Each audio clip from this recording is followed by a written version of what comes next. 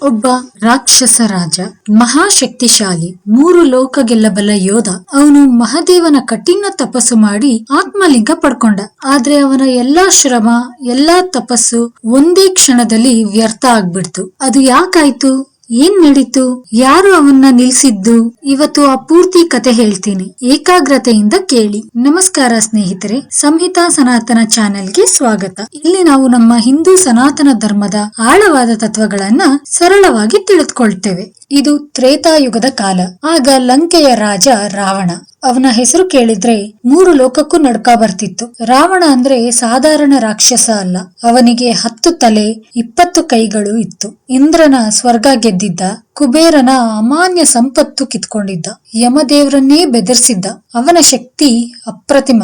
ಆದ್ರೂ ರಾವಣನ ಮನಸ್ಸಿಗೆ ತೃಪ್ತಿ ಇರ್ಲಿಲ್ಲ. ಅವನಿಗೆ ಒಂದೇ ಆಸೆ, ಅವನು ಅಜಯ ಆಗ್ಬೇಕು, ಯಾರು ಅವನನ್ನ ಸೋಲಿಸಲೇಬಾರ್ದು ಅಂತ. ಅದಕ್ಕಾಗಿ ಅವನು ಮಹಾದೇವನ ತಪಸ್ಸು ಶುರು ಮಾಡ್ದ. ಇದು ಸಾಧಾರಣ ತಪಸ್ಸಲ್ಲ. ರಾವಣ ತನ್ನ 10 ತಲೆಗಳನ್ನ ಒಂದೊಂದಾಗಿ ಕತ್ತರಿಸಿ ಶಿವನಿಗೆ ಅರ್ಪಿಸ್ತಾ ಇದ್ದ ಅಂತೆ. 9 ತಲೆ ಕತ್ತರಿಸಿ ಆಯ್ತು. ಇನ್ನೇನು 10ನೇ ತಲೆ ಕತ್ತರಿಸ್ಲಿಕ್ಕೆ ಹೊರಟಾಗ ಮಹಾದೇವ ಪ್ರಸನ್ನನಾಗಿ ಪ್ರತ್ಯಕ್ಷ ಆದ್ರು. ಮಹಾದೇವ ರಾವಣನ ಭಕ್ತಿ ಕಂಡು ಖುಷಿಪಟ್ಟು ಏನ್ ಬೇಕು ಅಂತ ಕೇಳಿದ್ರು. ರಾವಣ ಒಂದೇ ಉತ್ತರ ಕೊಟ್ಟ, ಆತ್ಮಲಿಂಗ ಬೇಕು ಅಂತ. ಮಹಾದೇವ ಮೊದಲು ಬೇರೆ ಏನಾರು ಕೇಳು ಅಂತಾನೂ ಹೇಳಿದ್ರು. ಆದ್ರೆ ರಾವಣ ಹಠ ಬಿಡ್ಲಿಲ್ಲ. ಕೊನೆಗೆ ಮಹಾದೇವ ಒಪ್ಕೊಂಡ್ರು. ಅದರ ಜೊತೆಗೆ ಒಂದು ಷರತ್ತು ಇಟ್ರು. ಈ ಆತ್ಮಲಿಂಗವನ್ನ ಹಿಮಾಲಯದಿಂದ ಲಂಕೆ ತನಕ ನೆಡಕೊಂಡೇ ತಗೊಂಡು ಹೋಗ್ಬೇಕು. ದಾರಿಯಲ್ಲಿ ಒಂದು ಕ್ಷಣ ಕೂಡ ನೆಲದ ಮೇಲೆ ಇಡಬಾರ್ದು. ಒಂದು ವೇಳೆ ಇಟ್ರೆ ಅಲ್ಲೇ ಶಾಶ್ವತವಾಗಿ ನೆಲೆಗೊಳ್ಳುತ್ತೆ, ಮತ್ತೆ ಅಲ್ಲಿಂದ ಎತ್ತಿಕೊಳ್ಳೋಕೆ ಆಗಲ್ಲ ಅನ್ನೋದು. ರಾವಣ ಖುಷಿಯಿಂದ ಒಪ್ಕೊಂಡ. ಆತ್ಮಲಿಂಗ ಹಿಡ್ಕೊಂಡು ಲಂಕೆ ಕಡೆ ಹೆಜ್ಜೆ ಹಾಕ್ದ. ಆದ್ರೆ ಈ ಸುದ್ದಿ ದೇವಲೋಕ ತಲುಪಿದ ತಕ್ಷಣ ಅಲ್ಲಿ ದೊಡ್ಡ ರಾದಾಂತವೇ ಆಗ್ಬಿಡ್ತು. ಇಂದ್ರ, ವಿಷ್ಣು ಎಲ್ಲಾ ದೇವತೆಗಳಿಗೂ ನಡುಕ ಶುರು ಆಯ್ತು. ಯಾಕಂದ್ರೆ ರಾವಣ ಆತ್ಮಲಿಂಗ ಪಡ್ಕೊಂಡ ಅಂದ್ರೆ ಅವನ ಶಕ್ತಿ ಅಳತೆ ಮೀರಿ ಹೋಗ್ತದೆ. ಸ್ವರ್ಗ, ನರಕ, ಪಾತಾಳ 3 ಲೋಕವು ರಾವಣನ ಅಧೀನ ಆಗತ್ತೆ. ಆದ್ರಿಂದ ಯಾರಿಂದಲೂ ಅವನನ್ನ ನಿಲ್ಲಿಸೋಕೆ ಆಗಲ್ಲ.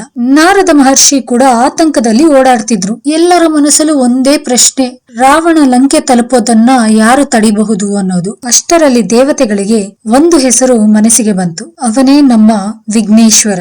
ಯಾಕಂದ್ರೆ ಗಣೇಶ ಅಂದ ಕೂಡ್ಲೆ ಬರೀ ವಿಘ್ನ ತೆಗೆಯೋನು ಅಲ್ಲ, ಅಧರ್ಮಕ್ಕೆ ಅಡ್ಡಿ ನಿಲ್ಲೋನು ಕೂಡ. ದೇವತೆಗಳು ಗಣೇಶನ ಮೊರೆ ಹೋದ್ರು. ಗಣೇಶ ಎಲ್ಲಾ ವಿಷಯ ಕೇಳಿಸ್ಕೊಂಡು ಯೋಚನೆ ಮಾಡಿ ಮೆಲ್ಲಗೆ ನಕ್ಕು ಒಂದು ಮಾಯಾ ರೂಪದಲ್ಲಿ ಹೊರಟ.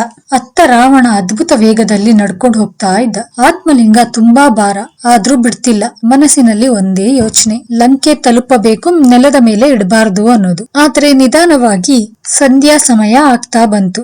ರಾವಣ ಪ್ರತಿದಿನ ಸಂಧ್ಯಾ ಪೂಜೆ ಮಾಡ್ತಾ ಇದ್ದ. ಅದು ಅವನ ನಿತ್ಯ ನಿಯಮ. ಅದನ್ನು ತಪ್ಪಿಸಬಾರ್ದು ಅನ್ನೋ ಯೋಚನೆ ಬೇರೆ ತಲೆಯಲ್ಲಿತ್ತು. ಆದ್ರೆ ಪೂಜೆ ಮಾಡ್ಬೇಕಾದ್ರೆ 2 ಕೈ ಬೇಕು. ಆತ್ಮಲಿಂಗವನ್ನ ಕೆಳಗಿಡಕ್ಕಾಗಲ್ಲ. ರಾವಣ ಏನ್ ಮಾಡ್ಲಿ ಅಂತ ಗೊಂದಲದಲ್ಲಿ ನಿಂತ. ಒಂದು ಕಡೆ ಷರತ್ತು, ನೆಲದ ಮೇಲೆ ಇಡಬಾರ್ದು ಅನ್ನೋದು. ಇನ್ನೊಂದು ಕಡೆ ನಿಯಮ, ಸಂಧ್ಯಾ ಪೂಜೆ ತಪ್ಪಿಸಬಾರ್ದು ಅನ್ನೋದು. ಅವನ ಮನಸ್ಸು ತುಂಬಾ ತಳಮಳ ಆಯ್ತು. ಅದೇ ಸಮಯಕ್ಕೆ ಸರಿಯಾಗಿ ಎಲ್ಲಿಂದಲೋ ಬಂದ ಒಂದು ಪುಟ್ಟ ಮಗು ಅವನ ಮುಂದೆ ಬಂದು ನಿಲ್ತು. ಆ ಮಗು ತುಂಬಾ ಮುದ್ದಾಗಿತ್ತು. ಮುಗ್ಧ ಮುಖ, ಕಣ್ಣಲ್ಲಿ ತುಂಟತನ. ಇವನ್ನ ದೇವ್ರೇ ಕಳಿಸಿದ ತರ ಬಂದಿದ್ದಾನೆ ಅಂತ ರಾವಣ ಮನಸ್ಸಿನಲ್ಲಿ ಅನ್ಕೊಂಡ. ರಾವಣ ಆ ಮಗುವಿಗೆ ಶಿವಲಿಂಗ ಹಿಡ್ಕೊಂಡಿರು ಅಂತ ಕೇಳ್ದ. ಸಂಧ್ಯಾ ಪೂಜೆ ಮಾಡ್ಕೊಂಡು ಬರ್ತೇನೆ ಅಂತಾನೂ ಹೇಳ್ದ.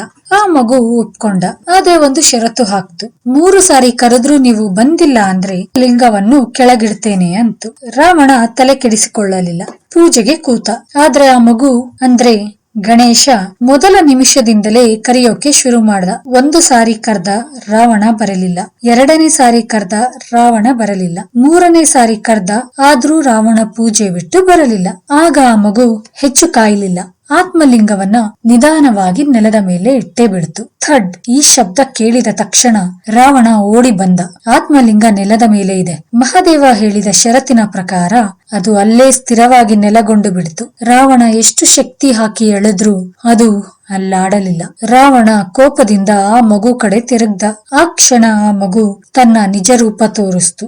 ಗಜಮುಖ, ಒಂದೇ ದಂತ, ಮೂಷಿಕ ವಾಹನ, ಸಾಕ್ಷಾತ್ ವಿಘ್ನೇಶ್ವರ ಗಣಪತಿ ರಾವಣನ ಮುಂದೆ ನಿಂತಿದ್ದ. ರಾವಣ ಒಂದು ಕ್ಷಣ ದಂಗಾಗಿ ಹೋದ. ಅವನಿಗೆ ಮಾತೇ ಬರ್ಲಿಲ್ಲ.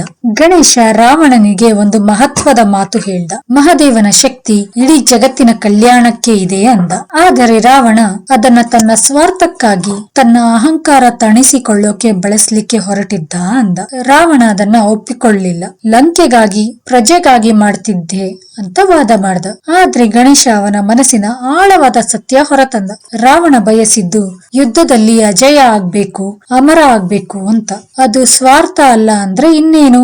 ರಾವಣನ ಬಳಿ ಅರ್ಧ ಭೂಮಿ ಇದೆ, ಕುಬೇರನ ಅಪಾರ ಸಂಪತ್ತಿದೆ. ಆದ್ರೂ ಸಾಕಾಗ್ಲಿಲ್ಲ ಅವನಿಗೆ. ಅದು ಅಹಂಕಾರ ಅಲ್ಲವೇ? ಗಣೇಶ ಸ್ಪಷ್ಟವಾಗಿ ಹೇಳಿದ. ಗಣೇಶ ರಾವಣನಿಗೆ ಕೊನೆಯದಾಗಿ ಒಂದು ಮಾತು ಹೇಳ್ದ. ಯುದ್ಧದಲ್ಲಿ ಗೆಲ್ಲೋ ಆಸೆ ಬಿಡು. ನಿನ್ನ ಕಾಮ, ಕ್ರೋಧ, ಮದ, ಮತ್ಸರ ಇವುಗಳನ್ನ ಗೆಲ್ಲು. ಅದೇ ನಿಜವಾದ ವಿಜಯ ಎಂದು. ರಾವಣ ಮೌನವಾಗಿ ನಿಂತ. ಮೊದಲ ಬಾರಿ ಅವನ ಕಣ್ಣಲ್ಲಿ ನೀರು ಬಂತು. ಅಷ್ಟು ಶಕ್ತಿಶಾಲಿಯಾದ ರಾವಣ ಒಂದು ಮಗುವಿನ ಮಾತು ಕೇಳಿ ತಲೆ ತಗ್ಗಿಸ್ದ. ಅಂದಿನಿಂದ ಆ ಆತ್ಮಲಿಂಗ ಅಲ್ಲಿಯೇ ನೆಲೆಗೊಂಡು. ಆ ಪವಿತ್ರ ಸ್ಥಳ ಇವತ್ತಿನ ಕರ್ನಾಟಕದ ಗೋಕರ್ಣ. ಆ ದೇವಾಲಯ ಗೋಕರ್ಣದ ಮಹಾಬಲೇಶ್ವರ ದೇವಾಲಯ. ಇವತ್ತು ಲಕ್ಷ ಲಕ್ಷ ಭಕ್ತರು ಅಲ್ಲಿಗೆ ಹೋಗ್ತಾರೆ, ಮಹಾದೇವನ ದರ್ಶನ ಮಾಡ್ತಾರೆ. ಆ ಆತ್ಮಲಿಂಗ ಇವತ್ತೂ ಅಲ್ಲೇ ಇದೆ. ರಾವಣ ಲಂಕೆಗೆ ತೆಗೆದುಕೊಂಡು ಹೋಗಲು ಆಗ್ಲೇ ಇಲ್ಲ. ಆದ್ರೆ ಅದರಿಂದ ಇಡೀ ಜಗತ್ತಿಗೆ ಕಲ್ಯಾಣ ಆಗಿದೆ. ಗಣೇಶ ಮಾಡಿದ್ದು ಮೋಸ ಅಲ್ಲ, ಅದು ಲೋಕ ಕಲ್ಯಾಣಕ್ಕಾಗಿ ದೇವರು ಆಡಿದ ಲೀಲೆ. ಸ್ನೇಹಿತರೆ,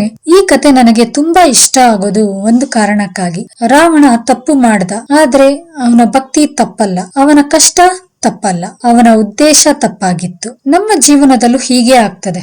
ನಾವು ಎಷ್ಟೇ ಕಷ್ಟಪಟ್ರು ಉದ್ದೇಶ ಸ್ವಾರ್ಥ ಆಗಿದ್ರೆ ದೇವ್ರು ಅದನ್ನ ತಡ್ಕೊಳ್ತಾನೆ. ಉದ್ದೇಶ ಒಳ್ಳೆದಾಗಿದ್ರೆ ದೇವ್ರೇ ದಾರಿ ತೋರಿಸ್ತಾನೆ. ಅಹಂಕಾರ ಎಂತ ಶಕ್ತಿಶಾಲಿಯನ್ನು ಕೆಡಿಸ್ತದೆ. ನಮ್ಮ ಕಾಮ, ಕ್ರೋಧ, ಮದ, ಮತ್ಸರ ಇವುಗಳ ಮೇಲೆ ವಿಜಯ ಸಾಧಿಸಿದ ಮೇಲೆ ನಾವು ಯಾರನ್ನೂ ಹೆದರ್ಬೇಕಾಗಿಲ್ಲ. ಹೇಳಿ ಸ್ನೇಹಿತರೆ, ಈ ಕತೆ ನಿಮ್ಗೆ ಹೇಗನ್ನಿಸ್ತು? ಕಮೆಂಟ್ ಅಲ್ಲಿ ಓಂ ನಮ ಶಿವಾಯ ಅಂತ ಒಂದ್ಸಾರಿ ಹೇಳ್ಬಿಡಿ. ಅದೇ ನನಗೆ ದೊಡ್ಡ ಸಪೋರ್ಟ್. ಇನ್ನು ಇಂಥ ಪುರಾಣ ಕತೆಗಳು ಕೇಳ್ಬೇಕಂದ್ರೆ ನಮ್ಮ ಸಂಹಿತಾ ಸನಾತನ ಚಾನೆಲ್ ಅನ್ನು ಸಬ್ಸ್ಕ್ರೈಬ್ ಮಾಡಿ, ಬೆಲ್ ಐಕನ್ ಒತ್ತಿ. ಹೀಗೆ ನಮ್ಮ ಚಾನೆಲ್ ನ ನೋಡ್ತಾ ಇರಿ, ಕೇಳ್ತಾ ಇರಿ. ಓಂ ನಮ ಶಿವಾಯ. ಜೈ ಗಣೇಶ.